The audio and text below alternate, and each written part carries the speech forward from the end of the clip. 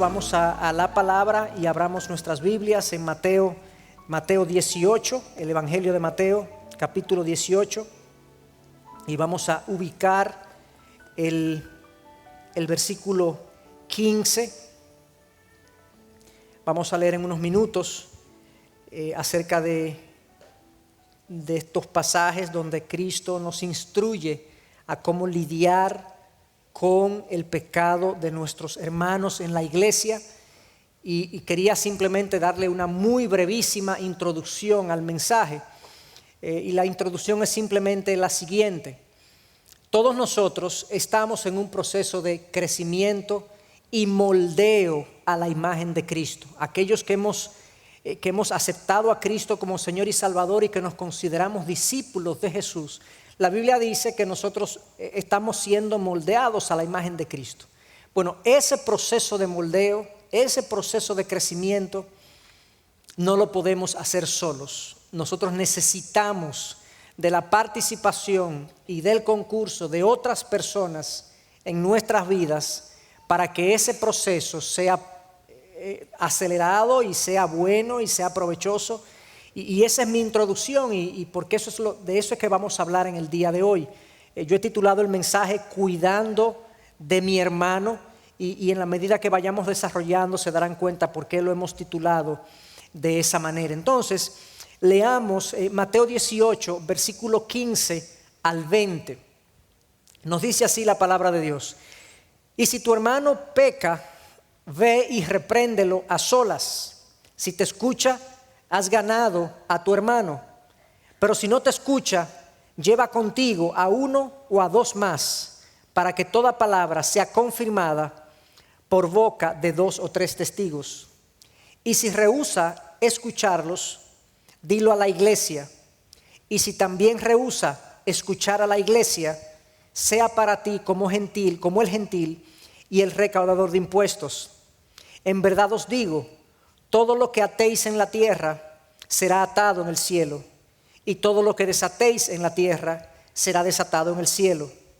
Además os digo que si dos de vosotros se ponen de acuerdo sobre cualquier cosa que pidan aquí en la tierra, les será hecho por mi Padre que está en los cielos.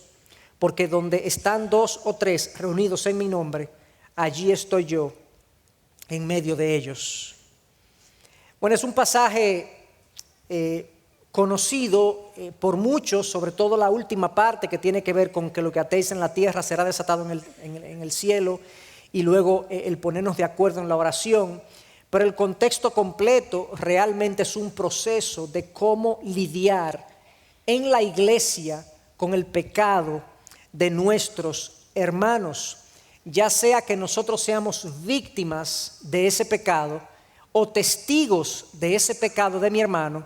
Este pasaje primero lo que nos dice es que el pecado entre los discípulos de Cristo va a ocurrir. Eso no es algo que debe sorprender a nadie. Nosotros no deberíamos salir sorprendidos y decir: oh, y fulano es cristiano porque mira lo que hizo. Sí, fulano es cristiano y mira lo que hizo. Eso es algo normal, habitual en un ser pecador, porque hacernos discípulos de Cristo no nos hace perfectos, nos hace perdonados, pero no perfectos. Por lo tanto, es algo que debemos esperar y anticipar. Pero lo otro que este pasaje me indica, aparte de que el pecado es algo que yo debo esperar, es que el pecado no debe ser pasado por alto. El pecado en la vida de mis hermanos, obviamente en mi propia vida, pero en la vida de mis hermanos, no debe ser ignorado ni obviado, sino tratado de alguna manera o de una manera que se prescribe en este pasaje. Y es interesante que Jesús se refirió a la iglesia en dos ocasiones. Ya en un mensaje anterior yo me refería a esto y no voy a profundizar mucho en ello, pero sí es bueno tener en cuenta lo siguiente: Cristo habló o mencionó la palabra iglesia 2 veces o 3 veces, en 2 pasajes únicamente, por lo menos de eso es que tenemos reporte. La primera ocasión fue en Mateo 16, o sea, 2 capítulos antes de este pasaje, donde él le dice a los discípulos lo siguiente. Cuando llegó Jesús a la región de Cesarea de Filipo, estoy leyendo en Mateo 16, versículo 13. Cuando Jesús llegó a la región de Cesarea de Filipo, preguntó a sus discípulos diciendo: ¿quién dicen los hombres que es el Hijo del Hombre? O sea, él estaba preguntando sobre él. Y ellos dijeron: unos Juan el Bautista, otros Elías, pero otros Jeremías, o uno de los profetas. Y él les dijo: ¿y vosotros? ¿Quién decís que soy yo? Respondiendo Simón Pedro dijo: tú eres el Cristo, el Hijo del Dios viviente. Y Jesús respondiendo le dijo: bienaventurado eres, Simón, hijo de Jonás, porque esto no te lo reveló carne ni sangre, sino mi Padre que está en los cielos. Yo también te digo que tú eres Pedro, y sobre esta roca edificaré mi iglesia. Ahí está la palabra. Y las puertas del Hades no prevalecerán contra ella. En este breve pasaje, donde hay un intercambio con los discípulos, Jesús dice: bueno, ¿quiénes dice la gente que yo soy? Bueno, la gente dice esto, pero ustedes, ¿qué creen que yo soy? ¿O quién creen ustedes que yo soy? Y Pedro, obviamente, con una declaración muy precisa a la que Jesús dice: no, esto te lo reveló Dios, mi Padre. Le dice: tú eres el Cristo, el Hijo del Dios viviente. Cuando le dice el Cristo, le está diciendo, Cristo es la palabra para Mesías en griego. Christus es Mesías en griego. Y lo que le está diciendo: tú eres el Mesías prometido en nuestras escrituras, que es el Hijo del Dios viviente. Y Jesús dice: esto no te lo reveló carne ni sangre, sino mi Padre. Y ahora él le responde a Pedro: y tú eres Pedro, y sobre esta roca, sobre la roca de lo que tú acabas de decir, sobre la afirmación que yo soy el Mesías, que yo soy el Hijo del Dios viviente, esa es la roca sobre la que yo voy a edificar mi iglesia. La iglesia se basa en el hecho de que Cristo es el Hijo de Dios y es la iglesia de Cristo. Es interesante que Cristo use el artículo posesivo, mi iglesia, y luego dice: y las puertas del Hades no prevalecerán contra la iglesia. Por lo tanto, la iglesia es un grupo de personas que creen en Cristo como Hijo de Dios, que le pertenecemos a Él y que se nos ha dado una garantía de victoria. Esa es la primera parte donde Cristo habla de la iglesia, lo que la iglesia es. Y luego viene Mateo 18, 2 capítulos más adelante, y Jesús habla de la iglesia en una segunda ocasión.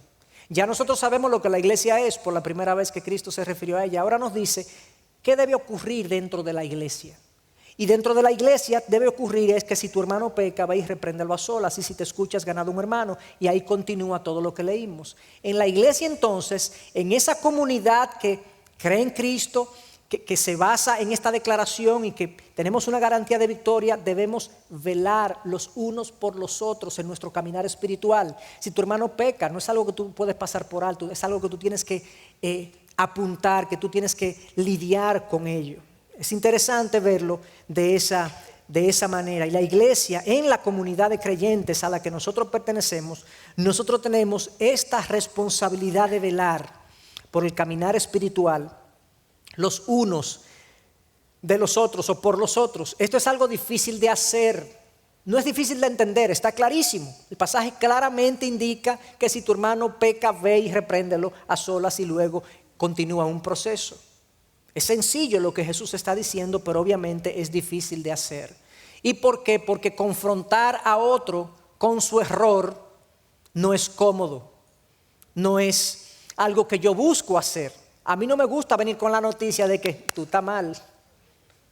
No, yo tiendo a evadir ese tipo de conversaciones. Yo tiendo a eximirme de esa responsabilidad. No, a mí no me toca eso, a los dos le toca a fulano que está más cerca de él. Y punto suspensivo. Buscamos todas las formas posibles por nosotros no tener que tener esa conversación donde nosotros le presentemos al otro, confrontemos al otro con su desvío, con su error, con su pecado. Es problemático, es difícil, la gente se ofende. Nosotros sabemos que la gente se siente mal. Pero no solamente es difícil para el que lo tiene que hacer, es que también es difícil para el que tiene que recibir la confrontación, para el que tiene que ser confrontado. A nosotros no nos gusta ser confrontados. Lo que primero hacemos es defendernos, justificarnos, escondernos. De múltiples maneras nosotros tratamos de también evadir esta cuestión de ser confrontados. Ambas cosas son complicadas y a ninguno nos gusta ser confrontado. Y en la medida que yo hablo de este mensaje y de este pasaje, el énfasis va a estar fundamentalmente en el que tiene que ir y hablar. Pero yo no quiero dejar de lado también el deber que tiene el que recibe la confrontación de humildemente aceptar cuando se le confronte. Es una virtud cuando el que está errado pone atención y corrige. El libro de Proverbios dice literalmente que confronta al sabio y te amará. Es de sabios escuchar la corrección, escuchar que estoy mal. Eso es bueno, me corrige, me instruye, me hace crecer. Y como cuando somos confrontados con tanta facilidad, nosotros no creemos que lo sean. Y es porque vivimos en una generación donde es casi un entendimiento generalizado que nadie tiene el derecho de meterse en mi vida. El problema es que muchos de nuestros desvíos causan consecuencias sobre otros. Y tú tampoco tienes el derecho de vivir de una manera, y yo tampoco tengo el derecho de vivir de una forma que traiga consecuencias sobre la vida de los otros.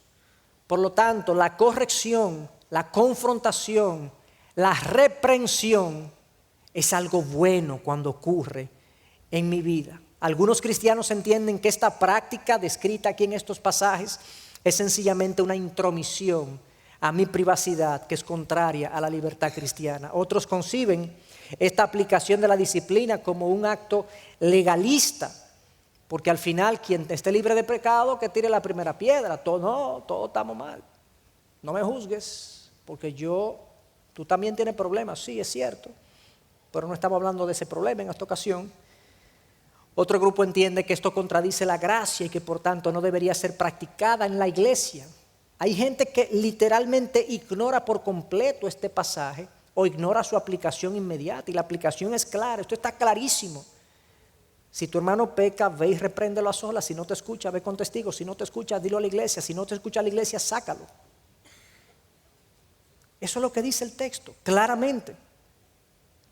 Pero por la dificultad que implica aplicarlo, algunos decimos, no, eso se refiere a otra cosa, tiene que ver de otra manera. Claramente Mateo 18 nos instruye, nos dice, nos manda a estar ocupados con el caminar el uno del otro. En ese caminar tenemos que estar ocupados mutuamente, y definiríamos entonces este proceso que está descrito aquí de la manera siguiente. La disciplina entonces de la iglesia, este proceso interventor es eso, un proceso interventor mandatorio mediante el cual una iglesia guía amorosamente a uno de los suyos que ha caído en pecado por ignorancia o desobediencia, al arrepentimiento y a la restauración de su caminar con Dios. Eso es el proceso que se sigue. Es un proceso mandatorio mediante el cual una iglesia guía amorosamente, porque tiene que estar bañado de amor y de gracia el proceso, guía amorosamente a uno de los suyos que ha caído en pecado por ignorancia o desobediencia, al arrepentimiento y a su restauración en su caminar con Dios. Fíjense que es mandatorio.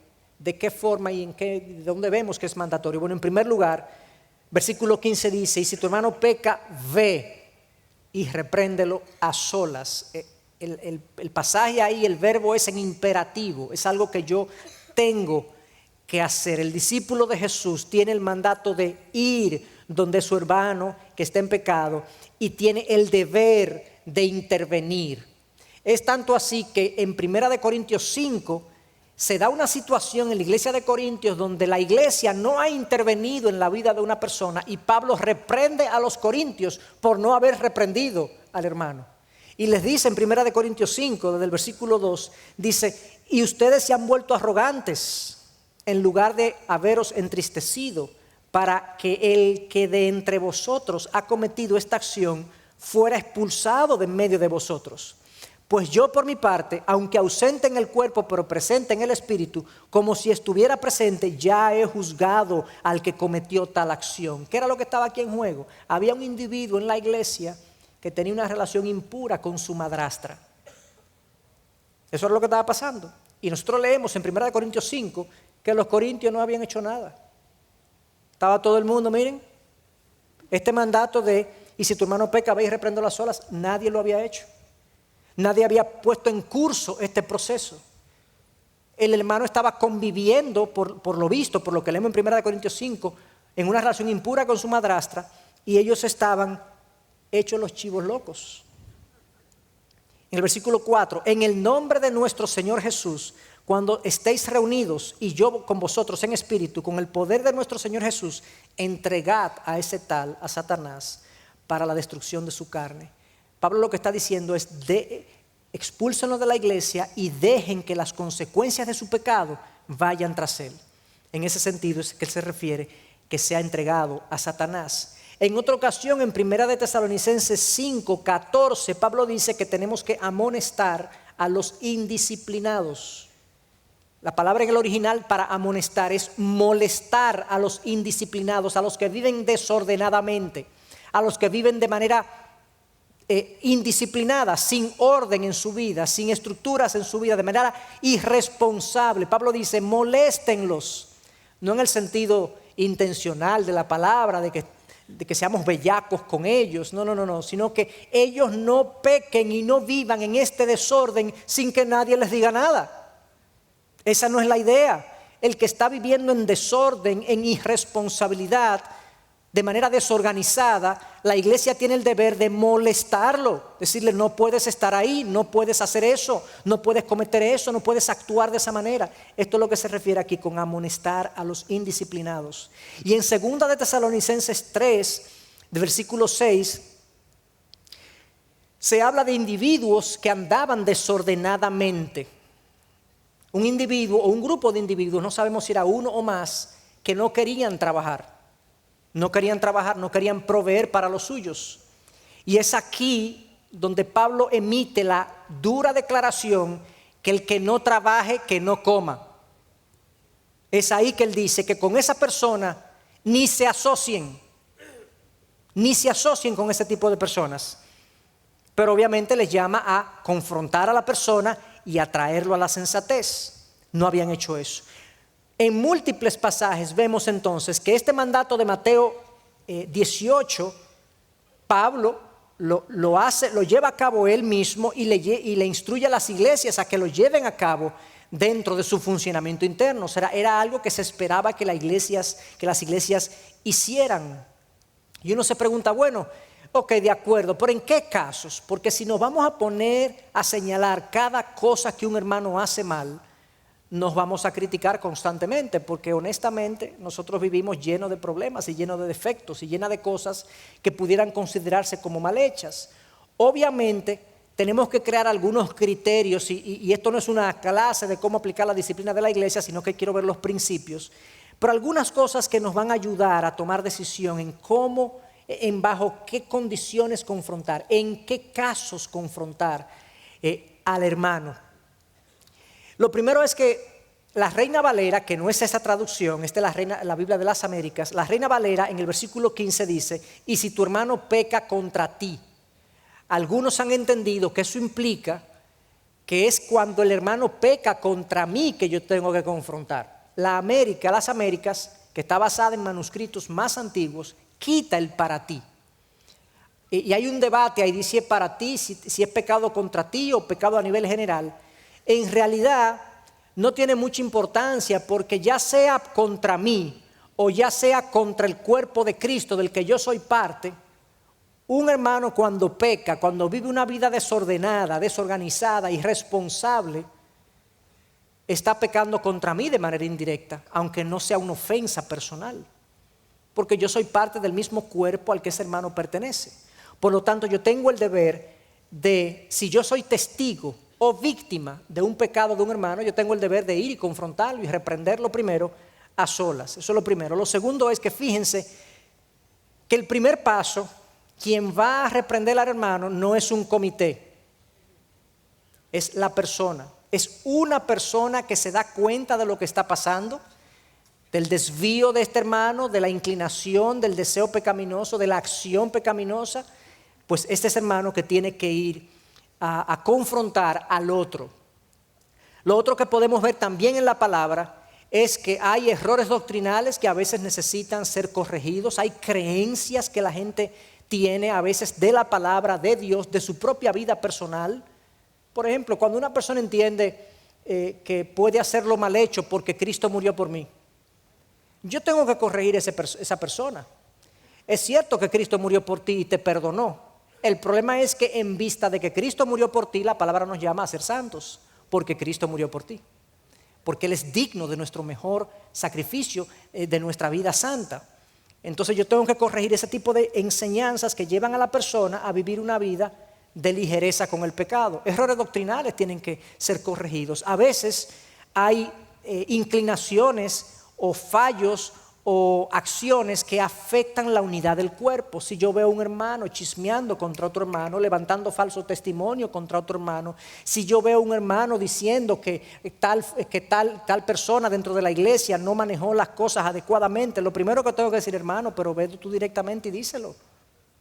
No estemos dividiendo el cuerpo y produciendo división entre nosotros. Todo aquello que afecte la unidad del cuerpo, el amor mutuo, tiene que ser confrontado.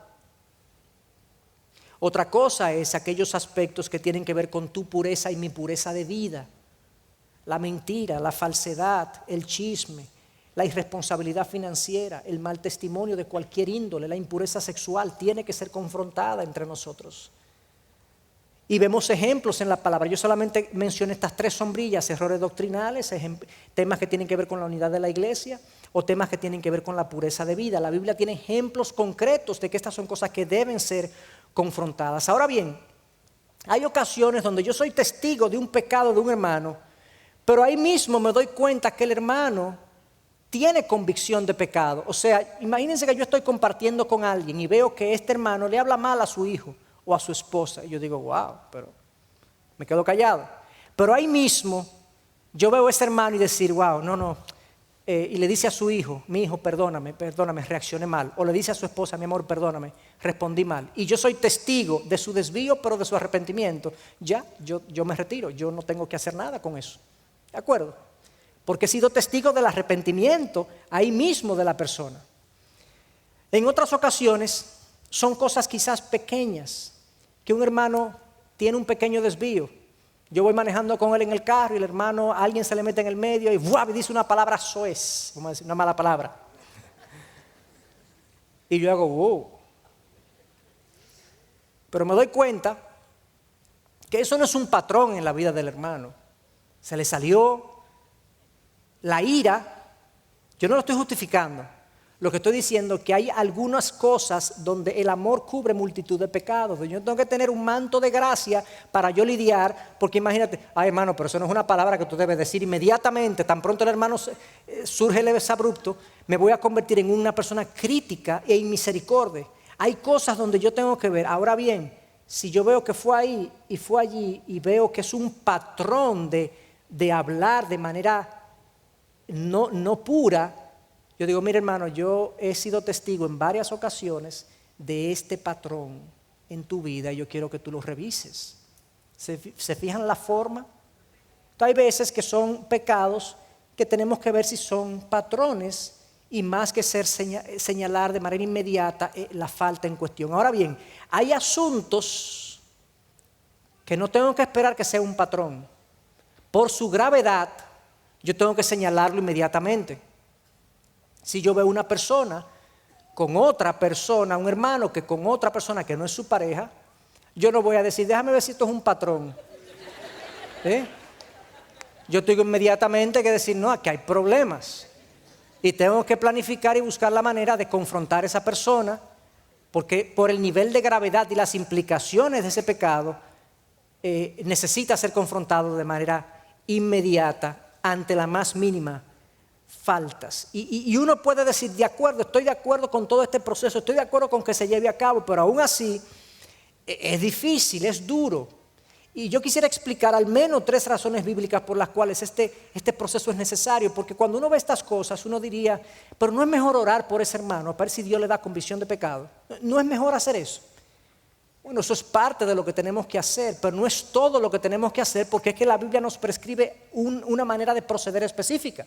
Si la Biblia nos dijera, si tú observas el pecado de tu hermano, inmediatamente ora por él para que el Señor le traiga convicción de pecado y no estuviéramos predicando esto.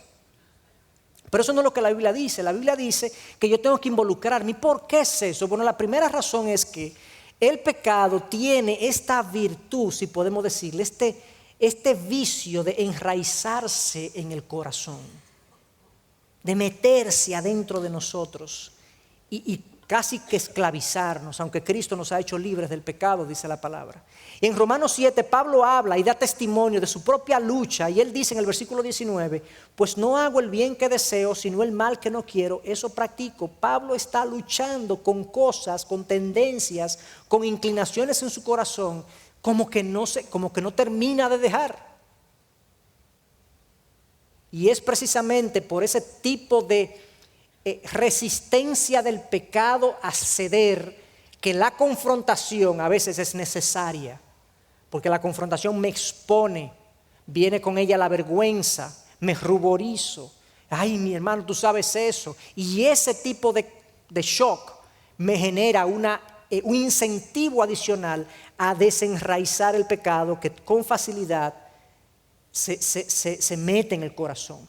Fíjense que Proverbios 22, hablando del niño, hablando de la disciplina del hijo y del papá, en su versículo 15 dice, la necedad está ligada al corazón del niño. ¿Usted sabe lo que quiere decir eso? Es como que no se puede quitar, y uno a veces lidia con los niños y uno quiere, los padres queremos que a la primera ocasión que uno le señala algo ellos no lo vuelvan a hacer jamás, pero vuelven a lo mismo y dice, pero yo no te dije eso ayer, ¿y qué es lo que te pasa? Hermanos, proyecten esa misma tendencia en el pecado 25 años más adelante y tenemos un hombre de 35, de 40, de 50 que nosotros lo confrontamos con una cosa y le decimos, pero no te lo dijimos ayer, a un hombre de 50 años. La misma cuestión en el corazón. Es como que está ahí abajo. Y oigan lo que dice entonces, más el que lo ama, dice, la necedad está ligada al corazón del niño. La vara de la disciplina la alejará de él. En el caso de los niños hay una manera de proceder, en el caso de los adultos, esta es la manera de proceder. Tú lo confrontas, lo reprendes, vas con testigo y llevas el proceso hasta que la persona entre en la sensatez y se dé cuenta que está mal, que está desviado, que tiene que corregir. Esa es la primera razón por la que nosotros tenemos que llevar a cabo este proceso, por la tendencia del pecado a enraizarse en nuestros corazones. Hay una segunda cosa, y es que el pecado no solamente tiende a enraizarse, es que el pecado es esquivo, se esconde, tiende a esconderse. Cuando Adán y Eva cometen el primer pecado, en Génesis 3, lo primero que pasa es que Dios sale a buscarle y dice, Adán, ¿dónde estás? ¿Cómo así? No, Dios sabe dónde Adán está, pero Adán tenía que salir y decir, yo estoy mal. La gente cuando está en pecado no hace eso. Cuando está mal no hace eso. Cuando está mal la gente hay que irla a buscar. Y una de las primeras cosas que nosotros como pastores sabemos que ocurre en la vida de un hijo de Dios cuando está mal es que ya no lo comenzamos a ver en las reuniones y comienzan a llegar tarde. Lo primero que pasa es que comienzan a llegar tarde, luego comienzan a ausentarse de manera puntual, que no viene aquí, que tenía un compromiso familiar, que tenía un juego, que tenía una cosa, y cuando tú vienes a ver no vienen, inmediatamente uno se da cuenta, y cuando uno ve a ese hermano, que uno tiene tiempo que no lo ve, uno lo ve a los ojos y le dice, ¿cómo tú estás? No el cómo tú estás, no, ¿cómo tú estás? Bien, no. Dime cómo tú estás. Porque uno sabe que cuando una persona está mal, desviada, descarriada, en pecado, de cualquier tipo, tiende a esconderse, tiende a no dejarse ver. Y esa tendencia es contrarrestada con la disciplina, con este proceso de disciplina y de cuidado mutuo que tenemos que establecer. Alguna gente no solamente se esconde, el pecado se esconde, sino que hay mucha gente que ni siquiera ve su pecado. Son ciegos, no lo ven. A mí me ha pasado en múltiples ocasiones, yo mismo lo he visto, en consejería, cuando uno le está lidiando con una situación, con una vida, con una persona, y uno le dice, fulano, pero míralo de esta manera, y uno se lo presenta, y la persona dice, guau, pero yo no lo había visto así, es verdad, usted tiene razón, pastor. Eso es un acto de egoísmo. Eso es un orgullo de mi parte. Eso es cierto. Eso es mentira mía. Yo no estaba viendo que yo estaba haciendo, era mintiendo que yo estaba. Y la gente cuando se expone a la confrontación descrita aquí, comienza a ver cosas que no ve antes en su corazón. Esto es un proceso necesario para exponer cosas que la gente no sabe que están ahí, a menos que no se la digan. Increíble. Y yo lo digo como les dije, por experiencia de consejería que tengo, pero por situaciones en mi propia vida. Hay cosas que el Señor ha sacado de mi vida exponiéndome con otros hermanos. Y me han expuesto, a mí hay gente que me ha expuesto, mi esposa me ha expuesto en algunas ocasiones. Y me ha dicho, tú tienes un tema de egocentrismo, tú no hablas y tú no comunicas y tú no esto. Sí, hay cosas en mí, y yo no me doy cuenta que eran así, pero son así. Increíble. Pero hay una tercera razón.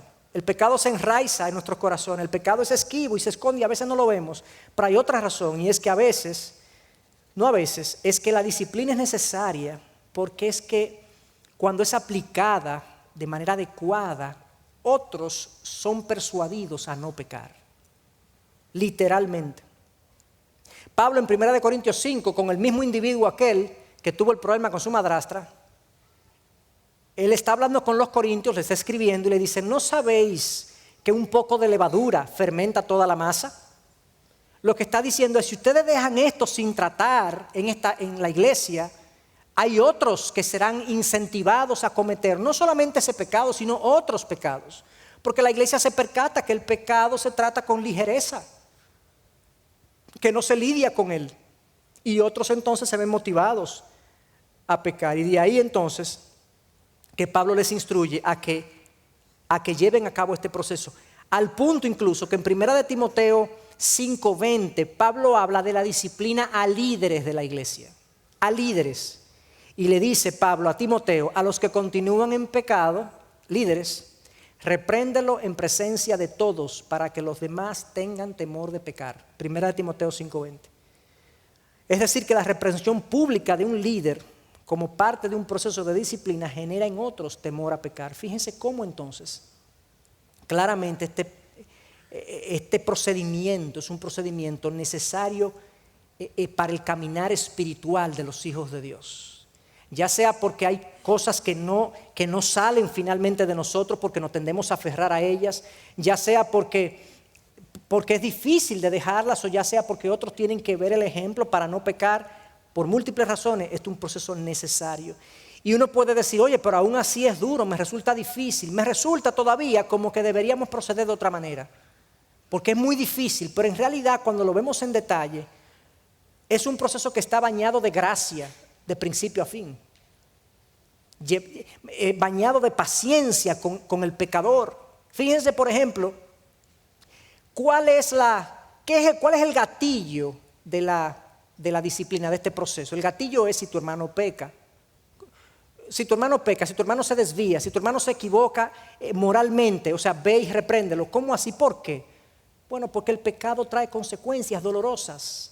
Si yo voy manejando en una carretera y hay un precipicio más adelante, en unos 500 metros, y sucede que yo voy a 90, 100 kilómetros por hora, y yo me estoy durmiendo y hay un precipicio delante, yo no agradecería que uno que va conmigo me diga, ¡hey! ¿Tú no agradecerías que una persona que está contigo en el carro se dé cuenta del precipicio y te diga, te vas a caer? Ese es el llamado y si tu hermano peca, ve y reprende las olas. No deje que el pecado cobre fuerza en su vida. No deje que el pecado comience a cobrar consecuencias en la vida de tu hermano. Tú lo amas, pues ve y repréndelo. Si no lo reprendes a tiempo y deja que el pecado avance, va a ser peor todavía, mucho más adelante.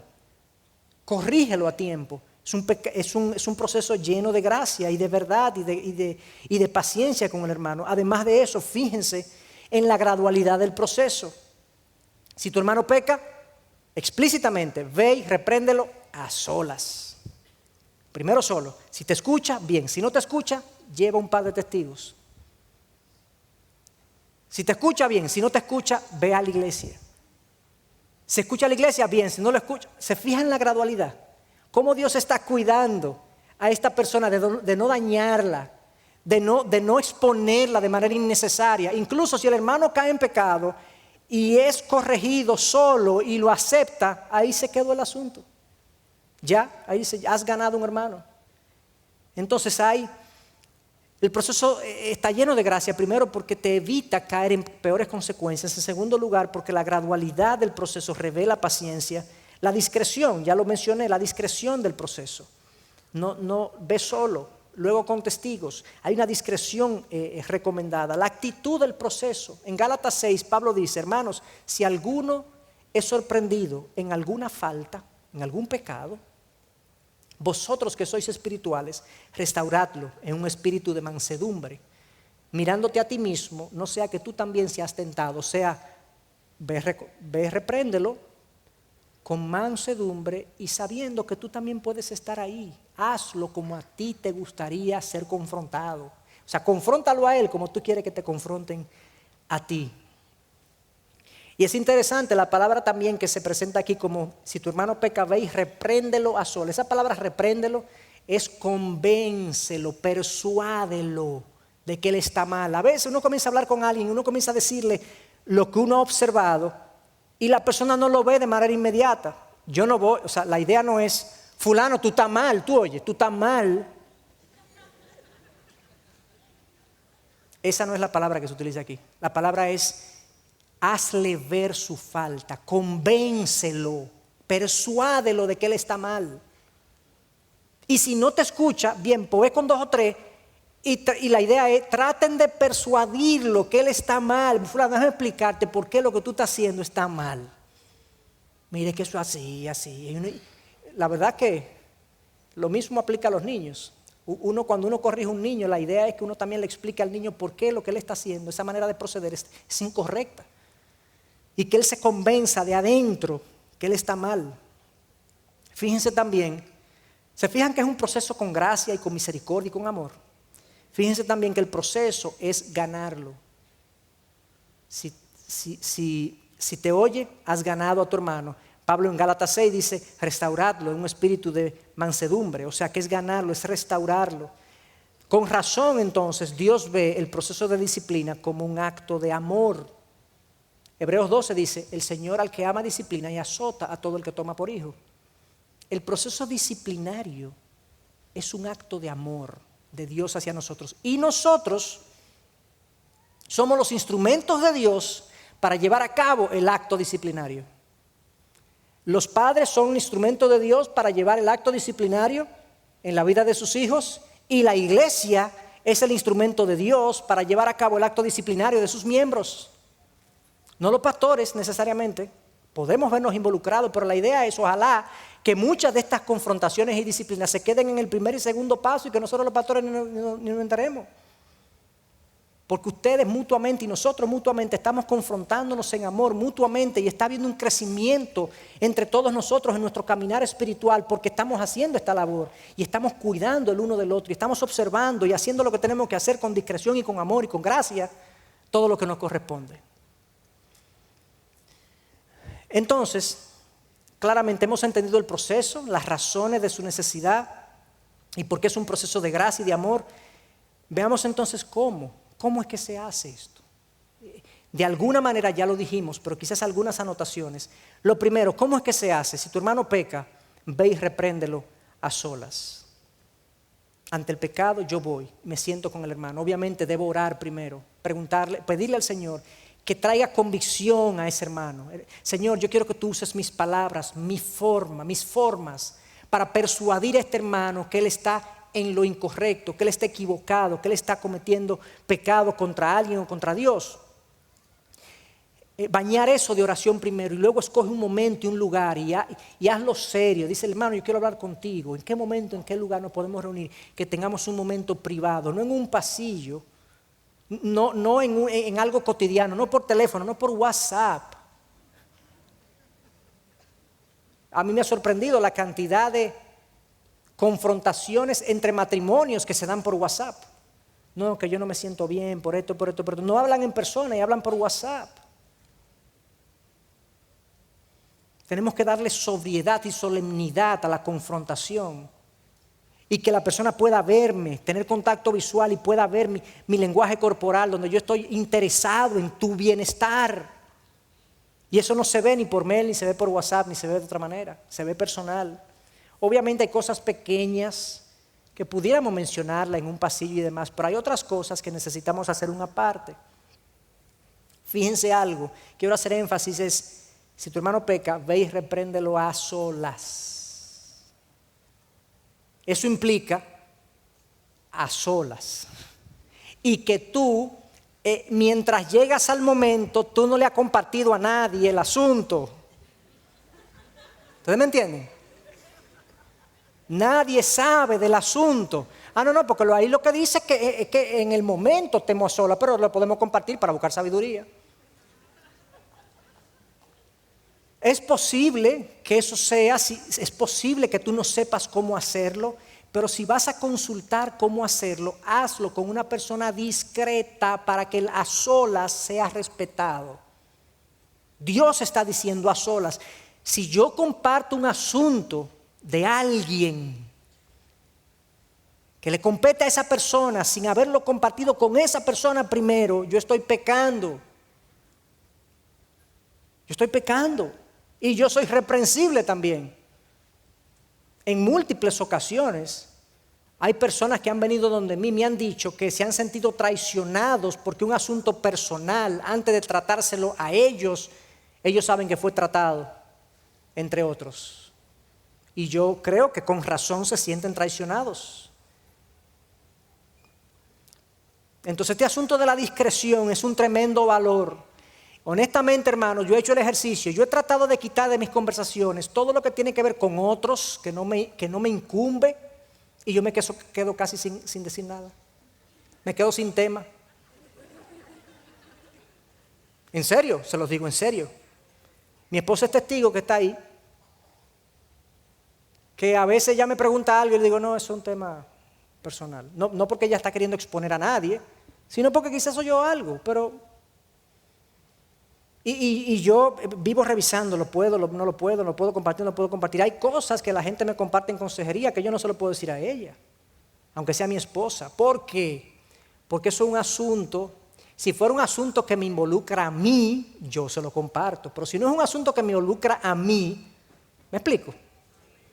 Yo no tengo que compartírselo. Y tenemos otras medidas para protegernos en cuanto a ministrar a mujeres en el ministerio. Bueno, el primer asunto es, ve y repréndelo a solas si te escuchas ganado un hermano. Has ganado un hermano. La palabra ahí es has tenido un beneficio. Es un término comercial. Tuviste un beneficio porque tu hermano vale. Tu hermano vale para Dios y lo has ganado. Pero si no te escucha, lamentablemente, el versículo 16 dice que existe la lamentable posibilidad que no te escuche. El pecado está muy profundo, el orgullo está muy alto, no saben por qué razón, pero el hermano no te escuchó. No fuiste lo suficientemente persuasivo para hacerlo entender su desvío. Y te dice, bueno, pues ve con 2 o 3. Ve con 1 o 2, perdón. Dice, ve con 1 o 2. Contigo son 2 o 3.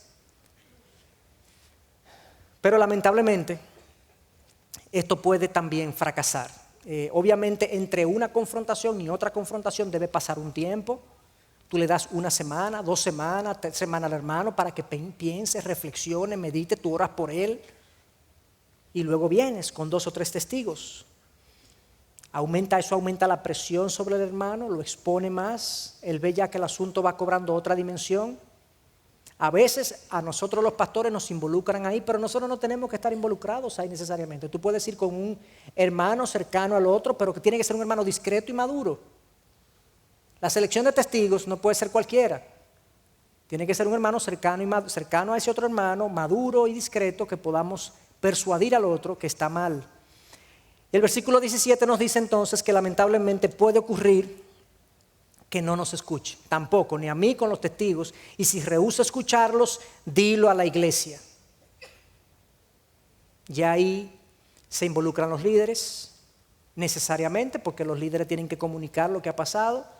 El hermano permanece en una situación inmoral en su vida, pecaminosa en su vida, y nosotros tenemos que decirlo a la iglesia. Y hemos venido, muchos de ustedes han sido testigos aquí de procesos de disciplina, donde tenemos que decirle a la iglesia, fulano de tal está en tal situación. Nosotros le pedimos de ustedes, a los que lo conocen, a los que lo aman su familia, que lo busquen, que lo llamen. Todavía sigue siendo esa la idea. La idea no es avergonzar a la persona, la idea no es hacerlo escarmentar, no, la idea es rescatar la persona. Es como como el grupo de rescatistas que sale a buscar, a peinar un bosque cuando se pierde un niño. ¿Han visto eso? Se pierde un niño y entonces la gente se toma de brazos y va peinando un bosque para tomar cada esquina. Bueno, pues vamos como iglesia y vamos peinando cada esquina de la vida de ese hermano para que si hay alguna oportunidad que se arrepienta, pues que lo haga. Entonces, esto también ocurre después de un tiempo. El versículo mismo 17, en la parte B dice, y si también rehúsa escuchar a la iglesia, puede pasar eso. Que el hermano no escuche ni siquiera las llamadas de atención de un grupo más numeroso. ¿Y qué hacemos? Sea para ti como el gentil y el recaudador de impuestos. Considéralo como un no creyente. Considéralo que no está el Espíritu. Si un creyente, eso es más o menos lo que asume este pasaje, si un creyente es sometido a una primera confrontación, a una segunda confrontación, a una tercera confrontación de parte de la iglesia, si es creyente y el Espíritu Santo habita en esa persona, debería responder. Si no responde, que sea para ti como el gentil y el recaudador de impuestos, o sea, la definición de lo que eran los no creyentes en esa época. Considera que no es un creyente, trátalo como un no creyente. Pablo dice en 1 Corintios 5, expúlsalo.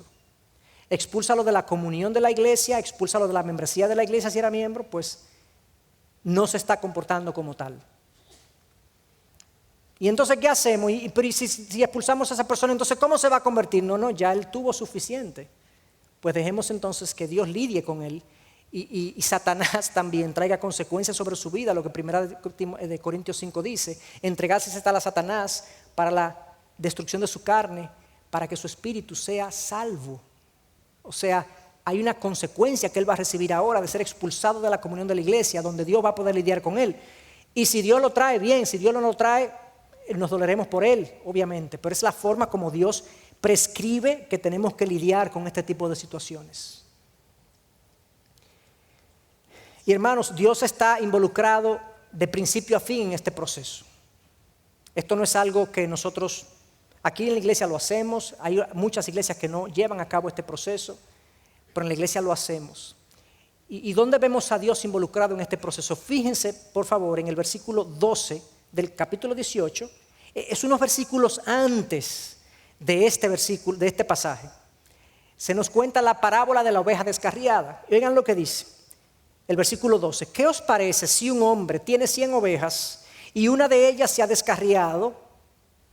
¿No deja las 99 en los montes y va en busca de la descarriada? Y si sucede que la haya, en verdad os digo que se regocija más por esta que por las 99 que no se han descarriado. Así no es la voluntad de vuestro Padre que está en los cielos, que se pierda uno de estos pequeñitos. Y si tu hermano peca, ve y repréndelo a solas. Y si te escuchas, ganado un hermano. Fíjense el contexto de esta parábola. Este pasaje está dado en el contexto de la parábola de las 100 ovejas y la que se descarría. No está hablando de un inconverso. Esa parábola es aplicada a los inconversos en Lucas 15, pero aquí es aplicada a los hermanos de la iglesia que se descarrían. Entonces, dice el versículo 12, que Dios deja las 99 en los montes y va en busca de la descarriada. ¿Cómo va Dios en busca de la descarriada?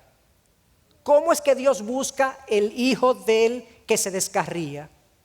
Cuando tú vas y los reprendes a solas, y si no vas con testigos. Ese es el proceso por medio del cual Dios va en busca de la descarriada. Yo soy el instrumento de Dios para buscar la oveja descarriada de la iglesia. Yo. No los pastores. Yo como individuo, como miembro de la iglesia. Ve, tu hermano peca, ve y repréndelo a solas. Y cuando ocurre que yo tengo éxito en mi búsqueda, el cielo se regocija. Yo traigo regocijo al cielo con mi acción. Increíble. Y ahí está Dios. La intención de Dios es que nosotros seamos los brazos de Dios buscando la oveja descarriada. Pero no solamente eso. Fíjense entonces, luego del versículo 17, en el versículo 18, luego de terminar, ¿ok?, que dice que sea para ti como el gentil y el recaudador de impuestos. Ahora viene, en verdad os digo, todo lo que atéis en la tierra será atado en el cielo, y todo lo que desatéis en la tierra será desatado en el cielo. Este atar y desatar que es muy conocido, muy usado de manera ligera y la gente desata bendición y desata prosperidad y desata sanidad, es el que ata y desata, es en el contexto de lo que estamos haciendo con un hermano que está en pecado. El hermano que está en pecado y que no se arrepiente permanece atado bajo la disciplina de la iglesia y Dios reconoce esa disciplina. Y cuando la iglesia observa el arrepentimiento y dice, hermano, te perdonamos, levantamos sobre ti la disciplina de la iglesia, entonces Dios desata a ese hermano. De la misma manera continúa diciendo, además os digo que si dos de vosotros se ponen de acuerdo sobre cualquier cosa que pidan aquí en la tierra, les será hecho por mi Padre que está en los cielos, porque donde están 2 o 3 reunidos en mi nombre, allí estoy yo en medio de ellos. Ese pasaje es aplicado a la oración. En la reunión de oración, 2 o 3, ahí está Dios. No, Dios está cuando tú estás solo orando. Ese pasaje no es de la oración, ese pasaje es de la disciplina de la iglesia. ¿Quiénes son esos 2 o 3? Los 2 o 3 son el versículo 16. Lleva contigo a 1 a 2 más para que toda palabra sea confirmada por boca de 2 o 3 testigos. Esos los testigos del proceso disciplinario que dicen, sí, este hermano está en pecado. Estos hermanos están orando por este hermano y dicen, Señor, nosotros queremos que tú persigas a este hermano, que lo convenza de pecado. Estamos orando por su salud espiritual. Dios está en medio de este comité disciplinario. Entonces, no es un pasaje aplicado inmediatamente, aunque es cierto que Dios está en toda reunión de oración donde hay 2 o más. Y donde hay 1 también. También. No podemos decir, que no habemos 2, aquí Dios no está. No, Dios está orando solo. Yo tengo acceso al trono de la gracia por Cristo. Entonces fíjense cómo Dios está buscando la oveja descarriada por medio de la iglesia. Y luego, en el proceso de deliberación, Dios está presente con nosotros, atando y desatando al hermano que nosotros estemos disciplinando. Y luego respondiendo nuestra oración en torno a este hermano, a este proceso disciplinario. Y Dios entonces, cuando cualquier iglesia lleva a cabo este proceso, Dios es glorificado. Dios está interesado en la pureza de su iglesia. Y nosotros somos los responsables de velar por esa pureza de la iglesia.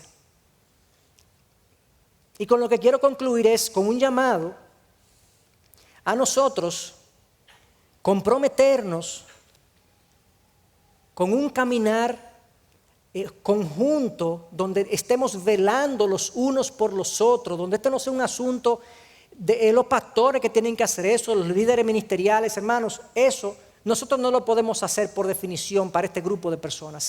Si la iglesia, ustedes, y yo soy parte de ella, no nos comprometemos con velar los unos por los otros, por el caminar mutuo, y tú por el mío y yo por el tuyo, nosotros no vamos a poder manejar la salud espiritual de la iglesia.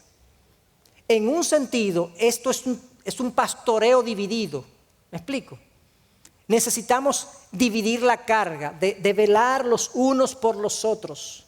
De ahí que nosotros les exhortamos a ustedes o a la iglesia que esté asignada a un grupo pequeño, que vaya a un ministerio que le corresponda a su condición, si es casado, si es soltero, si es joven, si es viejo, si es niño, para que haya gente observándole, mirándole, guiándole, de tal manera que tú no seas un desconocido, que yo no sea un desconocido, y que cuando yo esté bien, bien, aplaudimos, cuando yo esté mal, haya una confrontación amorosa. Hermano, yo no sé tú, pero yo quiero estar en una iglesia en la que se me discipline. Yo quiero estar en una iglesia donde hayan hermanos velando y que cuando yo estoy mal me digan, chacho, tú estás mal. Déjame explicarte por qué, déjame mencionarte las razones, pero tú estás mal. A mí me daría miedo pertenecer a una comunidad que me tiene miedo, valga la redundancia, de decir que yo estoy mal. Oye, ¿quién ha dicho aquí? ¿Quién ha llegado aquí? ¿Hay alguno que ha llegado a la perfección? Para entonces traerlo aquí y yo sentarme. Y que todos escuchemos, Cristo solamente es el perfecto. Y todos nosotros estamos en proceso.